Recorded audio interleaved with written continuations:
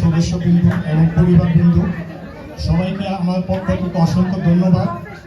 আপনাদের স্বতঃস্ফূর্ত উপস্থিতি আজকে 15 নম্বর কল্যাণ সমিতি সবাইকে অনুপ্রাণিত করেছে।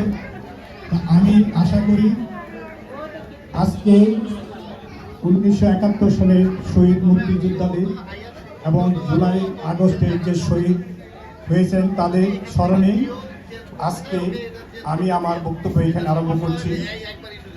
আজকে আপনাদের উপস্থিতি আমি মনে করি এই 15 নম্বর কল্যাণ সমিতি ভবিষ্যতে আরও উত্তরোত্তর সমৃদ্ধি বৃদ্ধি পাবে এবং এই 15 নম্বর কল্যাণ মানে এই সদস্যদের যত ধরনের প্রবলেম, যত ধরনের সমস্যা এই সমিতি প্রত্যেকটা সদস্য একত্রিত হয়ে সেটা সমাধান করবে।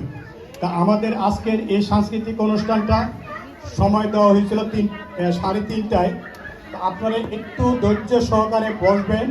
আমরা চেষ্টা করব 3:30টার মধ্যেই আমাদের সাংস্কৃতিক অনুষ্ঠানটা আরম্ভ করব এবং একটু ধৈর্য সহকারে বসবেন।